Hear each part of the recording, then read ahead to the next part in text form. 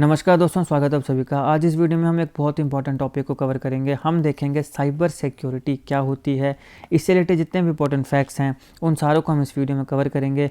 और उसके बाद फिर हम भारत के कंटेक्स्ट में देखेंगे कि भारत में जो साइबर सिक्योरिटी है उसकी क्या सिग्निफिकेंस है। तो काफ़ी नई चीज़ें आपको सीखने को मिलेंगी। ये आपके एग्जामिनेशन पॉइंट ऑफ व्यू से काफ़ी इंपॉर्टेंट है। वीडियो को अंत तक जरूर देखिएगा। चैनल पर नहीं होता सब्सक्राइब अवश्य करिएगा। Politics, economy, GK, geography, science, environment, technology की तमाम वीडियोज़ के लिए एक बार हमारी प्लेलिस्ट को जरूर चेक करिएगा। आप किसी भी एग्जाम की तैयारी कर रहे हो, हमारी प्लेलिस्ट और करंट अफेयर की बाकी वीडियोस को देख के आपको काफ़ी हेल्प मिलने वाली है। इसे समय निकाल के हमारे चैनल को जरूर चेक करिएगा। चलिए शुरुआत करते हैं। देखिए, साइबर सिक्योरिटी का मतलब क्या होता है। Cyber security refers to safeguarding. हमने कुछ चीज़ों को सेफ गार्ड करना है। किस किस चीज़ को सेफ गार्ड करना है? कंप्यूटर को, अपने नेटवर्क्स को, प्रोग्राम्स को और डेटा को। हमने कंप्यूटर, नेटवर्क, प्रोग्राम और डेटा इसको सेफ गार्ड करना है। लेकिन सवाल है कि किससे सेफ गार्ड करना है? किसी भी प्रकार की अनऑथराइज्ड एक्सेस, यानी कि वो एक्सेस जिसमें हमने ऑथराइज नहीं किया है। यानी कि आपका एक लैपटॉप है, आपने किसी दूसरे व्यक्ति को अलो नहीं किया है कि उस लैपटॉप का यूज़ करें या उसका जो डाटा है उसको आप देखें कि भाई हमने लैपटॉप में क्या रखा है, क्या नहीं रखा है। आपने ऑथराइज नहीं किया है, अथॉरिटी नहीं दी है, अनऑथराइज एक्सेस है। आपकी अथॉरिटी के बिना, आपके परमिशन के बिना वो व्यक्ति एक्सेस कर रहा है कंप्यूटर, नेटवर्क, प्रोग्राम्स या डाटा, फिर उसको मिसयूज़ कर रहा है। एक तो हो गया कि एक्सेस कर रहा है आपको बताए बिना, आपके परमिशन के बिना। दूसरा, उस डेटा का मिसयूज़ कर रहा है। और तीसरा, किसी प्रकार का अटैक उस डेटा के ऊपर, प्रोग्राम के ऊपर, नेटवर्क के ऊपर या कंप्यूटर के ऊपर कर रहा है। जैसे कि यहाँ पे बात आती है मालवेयर की। अलग अलग प्रकार के मालवेयर आते हैं। तो इन सारी की सारी चीज़ों से, अनऑथराइज्ड एक्सेस, मिसयूज़ और अटैक्स, इन सब चीज़ों से अपने कंप्यूटर, नेटवर्क, प्रोग्राम और डेटा इसको सेफ गार्ड करना है। इसको कहा जाता है साइबर सिक्योरिटी। तो क्या बात हुई? Cyber security refers to safeguarding computers, networks, programs, data from unauthorised access, misuse and attacks. अब देखिए, आज का जो इंटरकनेक्टेड डिजिटल एज चल रही है, इसमें global network of internet enabled systems जो हमें देखने को मिलते हैं, ये बैकबोन बन चुका है क्रिटिकल इंफ्रास्ट्रक्चर का, कॉमर्स का, कम्युनिकेशन का और गवर्नेंस का। आपको ई गवर्नेंस देखने को मिल रही है। कम्युनिकेशन में आपके पास आजकल कम्युनिकेशन ऑनलाइन है, व्हाट्सएप है, फेसबुक है और बाकी सोशल मीडिया है। कॉमर्स में हमारा बैंकिंग सेक्टर हो गया, बाकी सब चीज़ें ऑनलाइन हो चुकी हैं, कंप्यूटराइज्ड हो चुकी हैं। क्रिटिकल इंफ्रास्ट्रक्चर जो है वहाँ पर हमें इंटरनेट इनेबल्ड सिस्टम्स देखने को मिल रहे हैं। तो ये जो ग्लोबल नेटवर्क है इंटरनेट इनेबल्ड सिस्टम्स का, आज के समय ये बैकबोन बन चुका है क्रिटिकल इंफ्रास्ट्रक्चर का, कॉमर्स का, कम्युनिकेशन का, गवर्नेंस का। तो ये जो डिपेंडेंस है हमारी, चाहे वो इंफ्रास्ट्रक्चर की बात हो, कॉमर्स, कम्युनिकेशन, गवर्नेंस, इन सब चीज़ों की जो डिपेंडेंस है किसके ऊपर? इंटरनेट इनेबल सिस्टम्स के ऊपर, वो हमें एम्पलीफाई करता है, बताता है कि भारत या दुनिया के बाकी हिस्सों में एक रोबस्ट साइबर सिक्योरिटी मेजर्स की इम्पोर्टेंस है। अब हमने बात करी साइबर सिक्योरिटी की, तो साइबर थ्रेट्स क्या हैं? आपको पहले ये पता होगा कि थ्रेट क्या है, तब तो आप सिक्योरिटी की बात करोगे। हमें ये पता होना चाहिए ना कि हमें थ्रेट किस चीज़ से है, हमने किस चीज़ से अपने आप को या अपने सिस्टम्स को सिक्योर करना है। तो हम बात करते हैं साइबर थ्रेट्स की कि कौन कौन से साइबर थ्रेट्स होते हैं। तो थ्रेट्स तो वही हुए ना कि अनऑथराइज्ड एक्सेस, मिसयूज और अटैक, ये हो गए थ्रेट। अब बात करते हैं कि टाइप्स कौन कौन से हैं। सबसे पहले साइबर क्राइम आता है। साइबर क्राइम क्या है?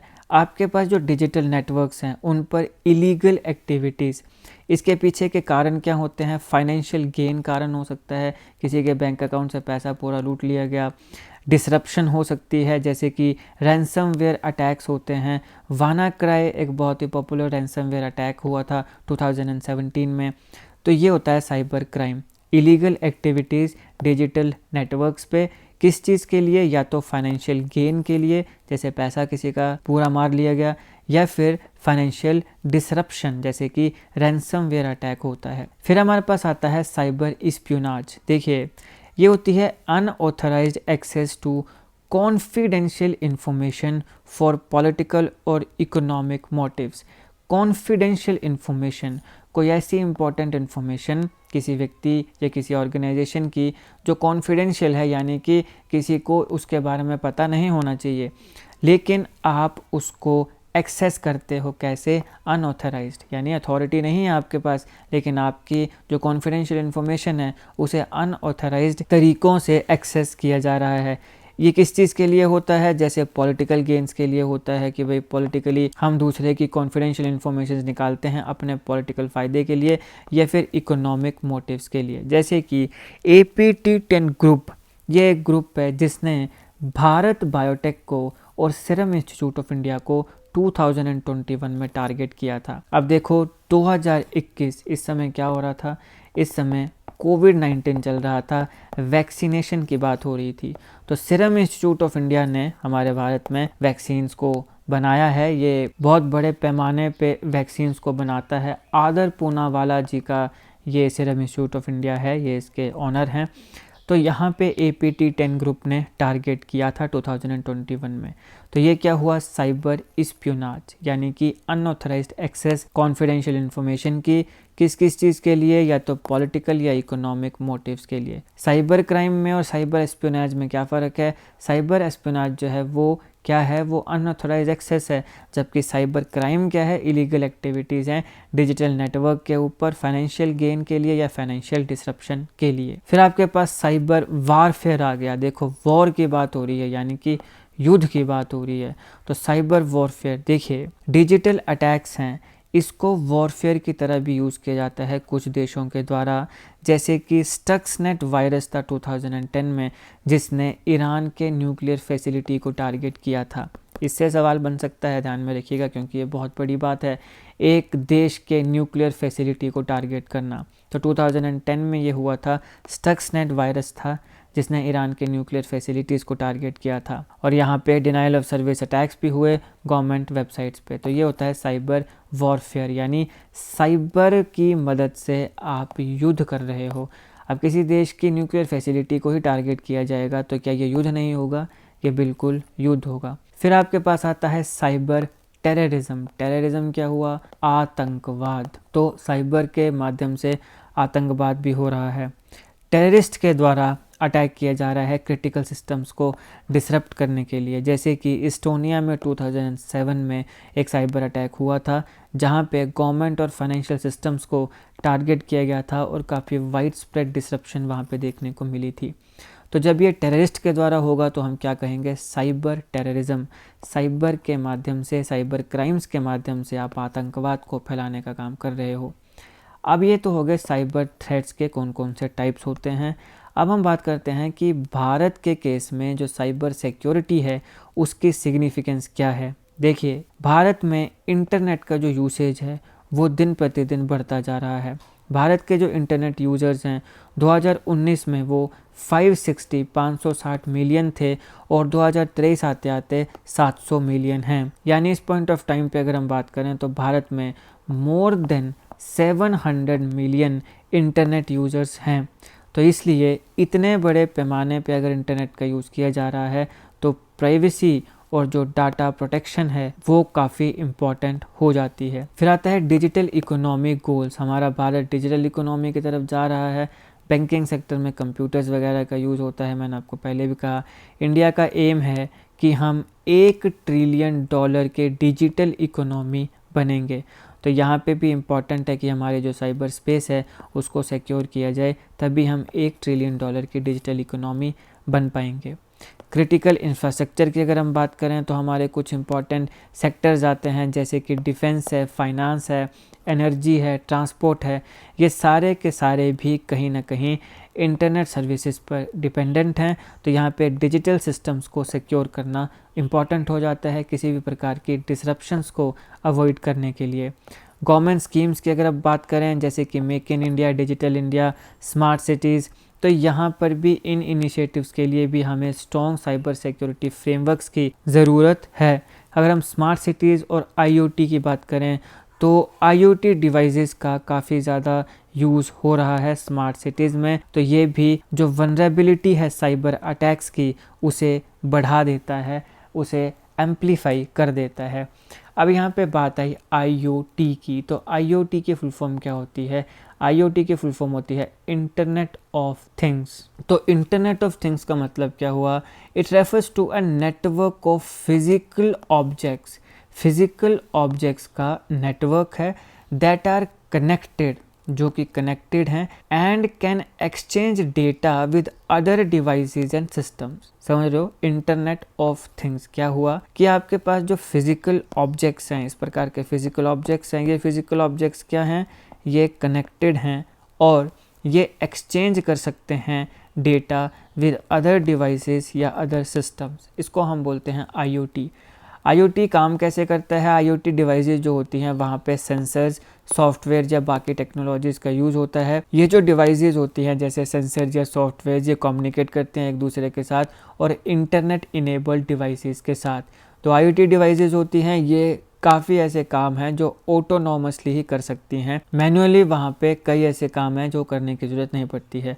अगर हम कुछ IoT डिवाइसेस के एग्जांपल्स देखें तो आपके पास स्मार्ट थर्मोस्टैट्स आते हैं, स्मार्ट वॉचेज़ आती हैं, है ना, एप्पल या सैमसंग की या इस प्रकार की जो स्मार्ट वॉचेज़ होती हैं। आपके बोट जो इंडियन कंपनी है वो भी शायद बनाती है स्मार्ट वॉचेज़। फिर RFID इनेबल्ड क्लोथ्स होते हैं और इवन RFID इनेबल्ड पर्स भी होते हैं। मेरे पास तो है नहीं लेकिन मैंने ऐसे सुना है। फिर इंडस्ट्रियल मशीनरी होती है, ट्रांसपोर्टेशन सिस्टम्स हैं। ये सारे कुछ एग्जांपल्स IoT डिवाइसेस के हैं। यहाँ पे स्मार्ट होम्स में, स्मार्ट सिटीज़ में या इस प्रकार के एप्लीकेशंस में IoT का यूज़ होता है। IoT में इलेक्ट्रॉनिक्स, कम्युनिकेशंस और कंप्यूटर साइंस इंजीनियरिंग भी आती है। तो यहाँ पे IoT की बात हुई तो इससे रिलेटेड कुछ इंपॉर्टेंट फैक्ट्स मैंने आपसे शेयर कर दिए। तो सबसे इम्पॉर्टेंट चीज़ क्या है कि हमारे यहाँ पे IoT डिवाइसेस का यूज़ बढ़ रहा है स्मार्ट सिटीज़ में, तो ये भी साइबर अटैक्स की जो वनरेबिलिटी है उसे एम्पलीफाई कर देता है। फिर आता है ITES एक्सपोर्ट्स। हमारे भारत में ITES सेक्टर जो है वो काफ़ी ग्रो कर रहा है, 8% की दर से ग्रो किया है। तो इसीलिए पूरी दुनिया में कम्पिटिटिव बनने के लिए और अपना जो ट्रस्ट है वो मेंटेन करने के लिए हमें साइबर सिक्योरिटी के ऊपर ध्यान देना चाहिए। टेररिज्म नेक्सस, देखिए आतंकवाद एक ऐसी आपदा है सॉर्ट ऑफ, जिसकी वजह से न सिर्फ भारत बल्कि आज इस समय पूरी की पूरी दुनिया तंग है। भारत तो कई सालों से तंग है। तो यहाँ पे जो साइबर स्पेस है उसे टेररिस्ट ग्रुप्स के द्वारा भी या स्टेट और नॉन स्टेट एक्टर्स के द्वारा भी यूज़ किया जाता है और ये नेशनल सिक्योरिटी के ऊपर काफ़ी सिग्निफिकेंट थ्रेट जो है वो पोज करता है। तो यहाँ पर भी साइबर सिक्योरिटी के ऊपर काम करना ज़रूरी है। ट्रांसनेशनल थ्रेट्स, देखिए भारत में जितने साइबर क्राइम्स होते हैं उनमें से 75% का जो ओरिजिन है वो फॉरेन कंट्रीज़ होती हैं, यानी 75% ओरिजिनेट होते हैं फॉरेन एक्टर्स के द्वारा। विदेशों में बैठे लोग हैं जो भारत में साइबर क्राइम्स करते हैं।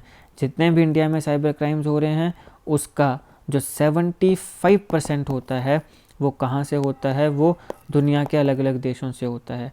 तो यहाँ पर भी ग्लोबल साइबर सिक्योरिटी मेजर्स की इम्पोर्टेंस है। साइबर क्राइम सर्ज की अगर हम बात करें तो भारत में साइबर क्राइम पिछले कुछ सालों में 500% से ज़्यादा बढ़े हैं।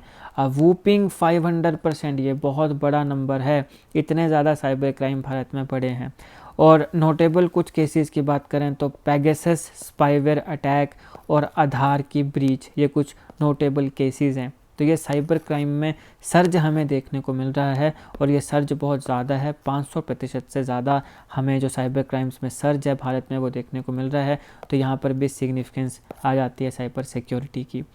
ई कॉमर्स बूम, अब हमारे भारत में ऑनलाइन फ्रॉड्स बहुत ज़्यादा बढ़ रहे हैं। ई कॉमर्स जैसे जैसे भारत में ग्रो कर रहा है उसी प्रकार से ई कॉमर्स से रिलेटेड जो फ्रॉड हैं वो भी बढ़ रहे हैं। यहाँ पे आइडेंटिटी थेफ्ट हो रही है और ये हमारे इस सेक्टर की, भारत में ये जो ई कॉमर्स का सेक्टर है इसकी जो ग्रोथ है इसको स्लो कर सकता है, क्योंकि ऑब्वियसली अगर इस प्रकार के थेफ्ट होंगे, फ्रॉड्स होंगे तो लोगों को भरोसा जो है वो नहीं रहेगा और उसके बाद फिर ये सेक्टर बूम नहीं कर पाएगा।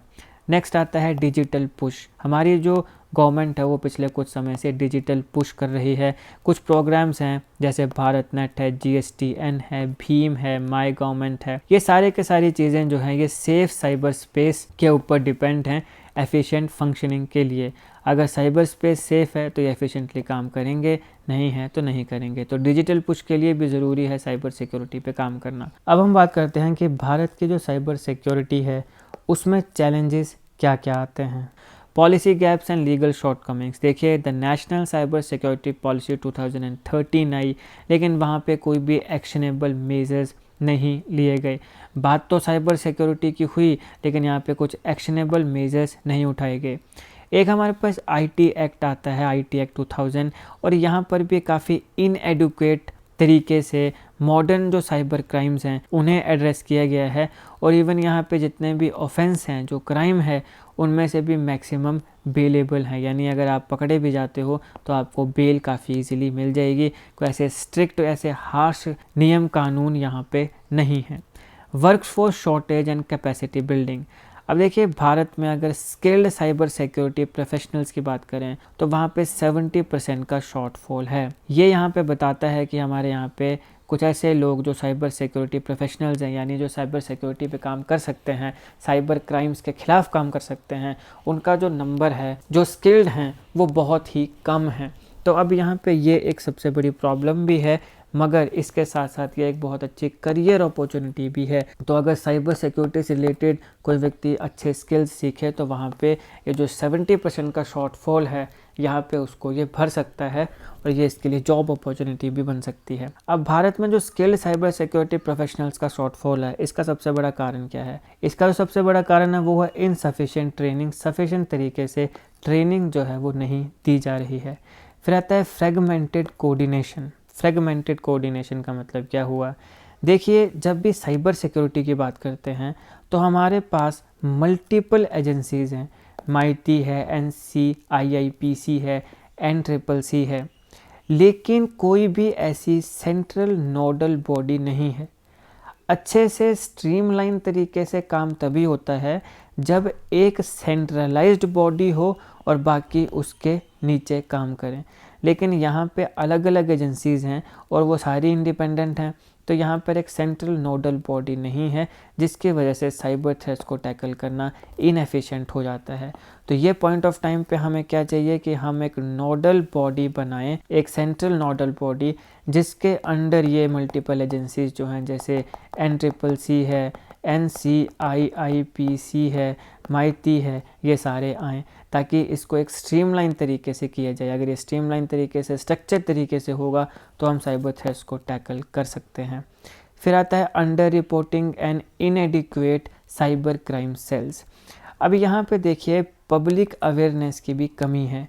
तो कई बार कई लोग ऐसे होते हैं जिनके साथ साइबर क्राइम्स तो होते हैं, मगर वो इसके ऊपर खुल के बात ही नहीं करते हैं। वो बेचारे डरते रहते हैं, उनसे डरा धमका के किसी ने पैसे मांगे, उन्होंने चुपचाप पैसे दे दिए। तो ये पब्लिक अवेयरनेस की कमी है। तो इसकी वजह से जो केस हैं वो अंडर रिपोर्टिंग में रह जाते हैं, उनकी रिपोर्टिंग ही नहीं होती है।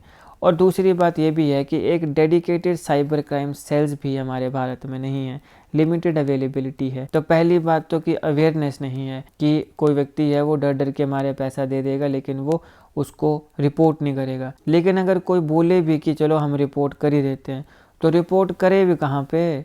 साइबर क्राइम सेल्स जो हैं, डेडिकेटेड साइबर क्राइम सेल्स, वो बहुत कम हैं। और एक बार अगर आपने रिपोर्ट कर भी दिया तो इस देश का सिस्टम इतना सड़ा गला है कि वो उसका सॉल्यूशन तुम्हें बाद में मिलेगा, लेकिन उसकी वजह से टॉर्चर तुम्हें पहले मिल जाएगा। मतलब सिस्टम का टॉर्चर तुम्हें इतना मिलेगा कि एक बार आपने रिपोर्ट किया है तो अभी भैया पेशी के लिए आओ, अभी ऐसा करो, अभी वैसा करो। तो अंत में आके व्यक्ति इरिटेट होकर हाथ खुद ही जोड़ देता है, रहने दे भैया, जो हो गया वो हो गया, अभी हमें कोई इंसाफ चाहिए ही नहीं। क्योंकि इतना लेट लतीफ़ और इतना मतलब सड़ा गला हमारे देश का सिस्टम है। अब देखो इस प्रकार की बातें या क्रिटिसिज्म करना भी ज़रूरी है, क्योंकि अल्टीमेटली यह हमारा ही देश है। तो अगर कोई कमियां हैं तो हम अगर नहीं कहेंगे तो सुधरेगा कैसे? तो इसलिए जो सड़ा गला सिस्टम है वो है, उसको एज इट इज़ हमें बोलना चाहिए ताकि उसमें बदलाव आए। तो यहाँ पे अंडर रिपोर्टिंग जो है इंसिडेंट्स की वो हो जाती है। सबसे बड़ा 2 कारण है, पहला कि डेडिकेटेड साइबर क्राइम सेल्स नहीं है, दूसरा पब्लिक अवेयरनेस नहीं है। फिर आता है ओवर डिपेंडेंस ऑन इम्पोर्ट। 2 चीज़ें होती हैं, इम्पोर्ट, एक्सपोर्ट। इम्पोर्ट का मतलब होता है जो बाहर से हमने सामान लिया है, एक्सपोर्ट का मतलब होता है भारत का जो सामान हम बाहर देशों में बेचेंगे। अब हमारे भारत में जितने भी IT और टेलीकॉम इक्विपमेंट हैं, उनका 70%, जो 70% है, वो हम इम्पोर्ट करते हैं, यानी कि दूसरे देशों से लेते हैं।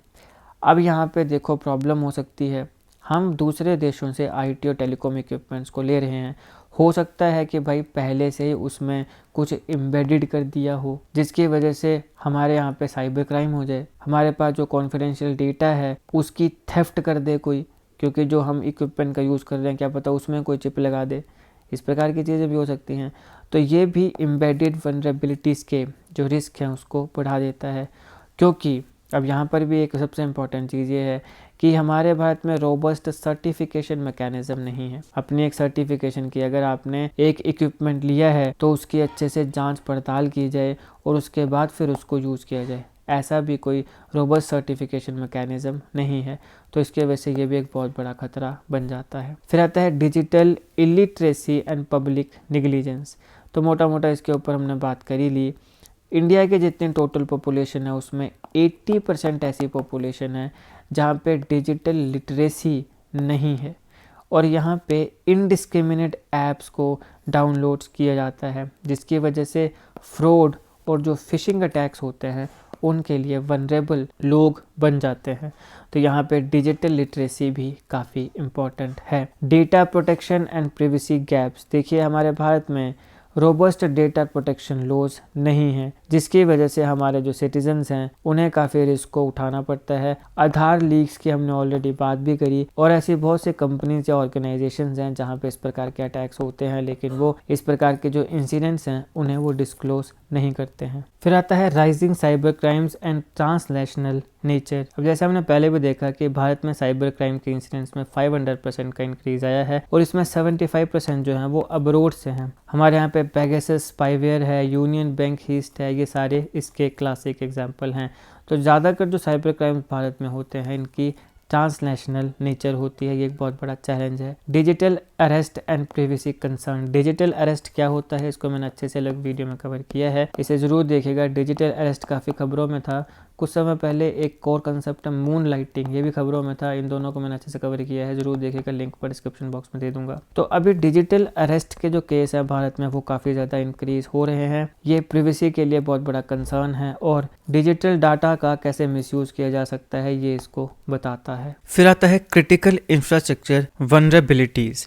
अब देखिए कुछ सेक्टर हैं जैसे कि फाइनेंस, एनर्जी, ट्रांसपोर्ट, ये हमेशा ससेप्टिबल रहते हैं अटैक्स के लिए, साइबर अटैक्स के लिए। इसका एग्जांपल जैसे कि कोस्मोस बैंक साइबर हीस्ट है। इसका रीज़न यह है कि अभी भी इनकी जो रिलायंस है वो आउटडेटेड सिस्टम्स के ऊपर है।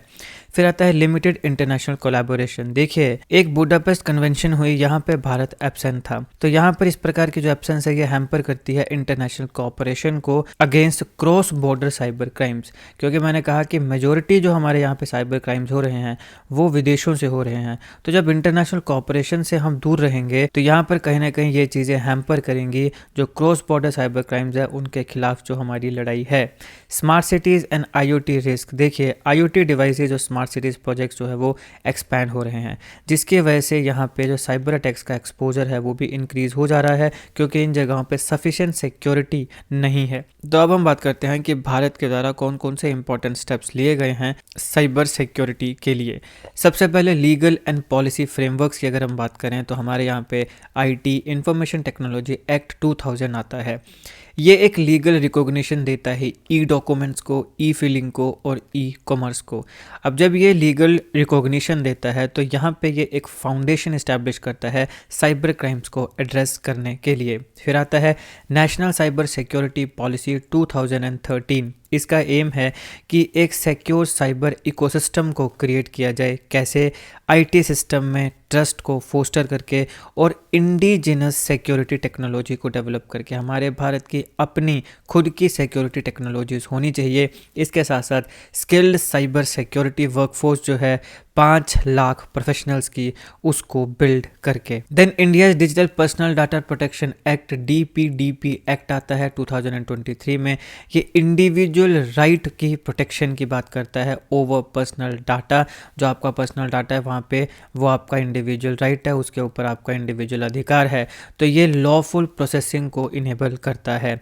इस एक्ट में डाटा सिक्योरिटी की बात भी हुई है, जैसे कि डाटा लोकलाइजेशन है, मैंडेटरी ब्रीच नोटिफिकेशन है, और अगर इसके साथ कंप्लायंस नहीं होता है तो वहाँ पे पेनल्टीज भी हैं। इंस्टीट्यूशंस एंड एजेंसीज़ की बात करें, अभी तक हमने लीगल फ्रेमवर्क को देखा।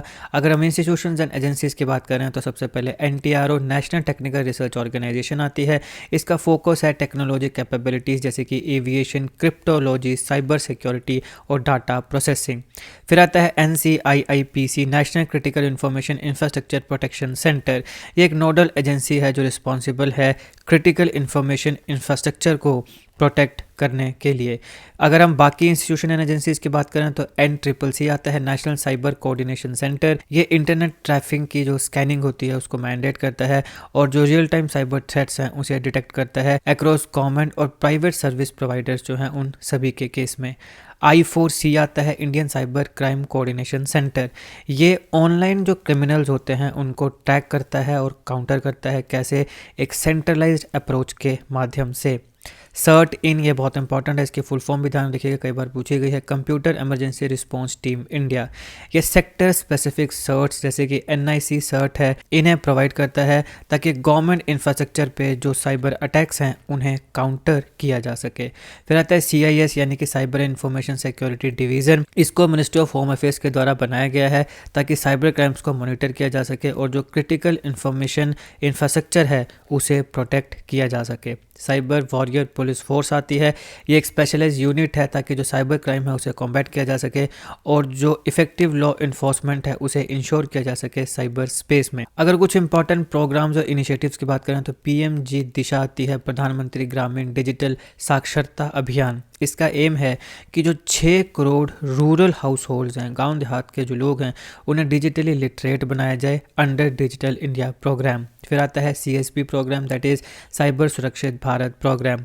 ये ट्रेन करता है चीफ इंफॉर्मेशन सिक्योरिटी ऑफिसर्स को और IT ऑफिसर्स को, गवर्नमेंट्स के, बैंक्स के और PSUs के। इसके तहत यहाँ पे गवर्नमेंट, बैंक और PSUs के जो IT ऑफिसर्स हैं और जो CISO हैं यानी चीफ इंफॉर्मेशन सिक्योरिटी ऑफिसर्स, उन्हें ट्रेन किया जाता है। Proposals for digital payment bill, अभी ये स्ट्रेंथन करता है लीगल फ्रेमवर्क को फाइनेंशियल सेक्टर साइबर सिक्योरिटी में और पर्टिकुलरली ये एड्रेस करता है फ्रॉड्स को जो कि कार्ड्स और E-वॉलेट्स को टारगेट करते हैं। साइबर स्वच्छता केंद्र की अगर हम बात करें तो बॉटनेट क्लीनिंग और मालवेयर एनालिसिस सेंटर, ये प्रोवाइड करता है फ्री टूल्स को ताकि जो मैलिशियस प्रोग्राम्स हैं उन्हें रिमूव किया जा सके, उन्हें डिटेक्ट किया जा सके। Crisis management plan for cyber attacks, ये एक प्लान है, डिज़ाइन किया गया है साइबर अटैक्स को और साइबर टेररिज्म को काउंटर करने के लिए।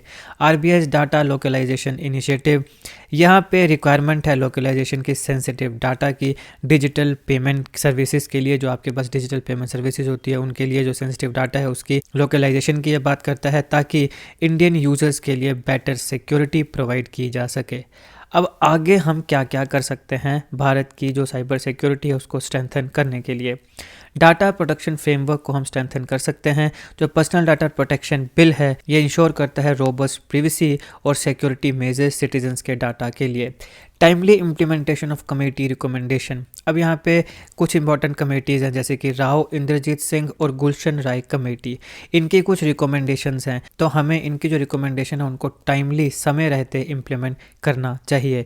फिर आता है साइबर लॉज और जो पॉलिसीज़ है उनमें रिवीजन। जैसे मैंने आपको पहले भी कहा कि हमारे यहाँ पे कुछ लॉज तो है लेकिन वो कोई इतने ज़्यादा टफ नहीं है, मतलब कि बेलेबल ऑफेंस है। अगर छोटा मोटा कोई साइबर क्राइम हो भी जाता है वहाँ पे बेलेबल ऑफेंस है। अगर मान लीजिए कि कोई ऑफेंस भी करता है, अगर कोई साइबर क्राइम छोटा मोटा करता है तो उसको बड़ी इजीली बेल मिल जाती है। तो यहाँ पे चाहे IT इंफॉर्मेशन टेक्नोलॉजी एक्ट 2000 हो या फिर नेशनल साइबर सिक्योरिटी पॉलिसी 2013 हो, यहाँ पे रेगुलरली अपडेट करना बहुत ज़रूरी है ताकि जो इमर्जिंग नए नए जो डिजिटल थ्रेट्स आ रहे हैं उनको हम एड्रेस कर सकें और ग्लोबल टेक्नोलॉजिकल एडवांसेस जो हो रही हैं उनके साथ हम पार पे आ सकें, बराबरी पर आ सकें।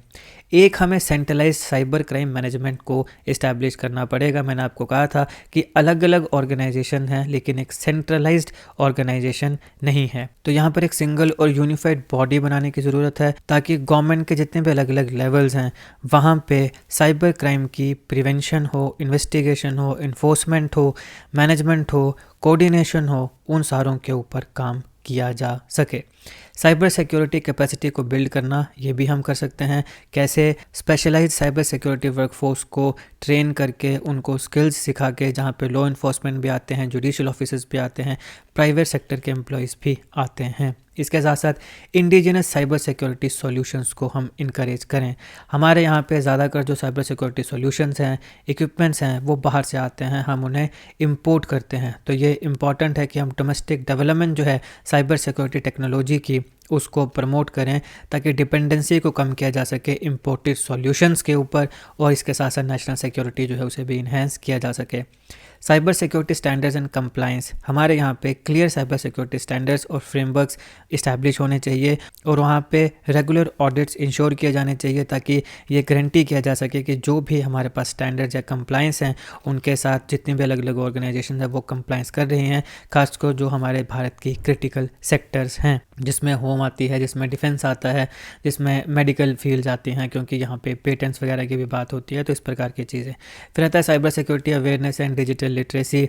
नेशन वाइड कैंपेन लॉन्च करने चाहिए ताकि पब्लिक को अवेयर किया जा सके सेफ़ ऑनलाइन प्रैक्टिसेस के लिए, और डाटा मैनेजमेंट को भी सिक्योर किया जा सके। तो ये है दोस्तों साइबर सिक्योरिटी। हमने देखा साइबर सिक्योरिटी क्या होती है, साइबर थ्रेट्स क्या होते हैं, कौन कौन से होते हैं, और फिर हमने साइबर सिक्योरिटी को विस्तार से भारत के परिप्रेक्ष्य में देखा कि क्या क्या प्रॉब्लम्स हैं, क्या चैलेंजेस हैं, और किस प्रकार से हमारी गवर्नमेंट इसको टैकल करने के लिए काम कर रही है, और आने वाले समय में और क्या किया जा सकता है।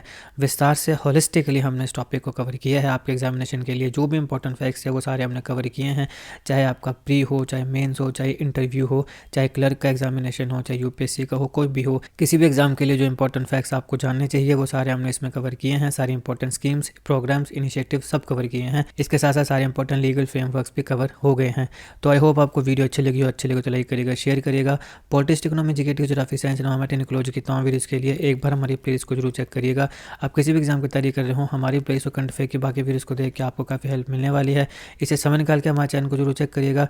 जीके, करंट अफेयर और जीके टिक्स की ऐसी वीडियोस के लिए हमारे चैनल को सब्सक्राइब करिएगा। बेल आइकन को जरूर दबा दीजिएगा ताकि किसी भी वीडियो की नोटिफिकेशन आपसे मिस ना हो। आपका बहुत बहुत धन्यवाद।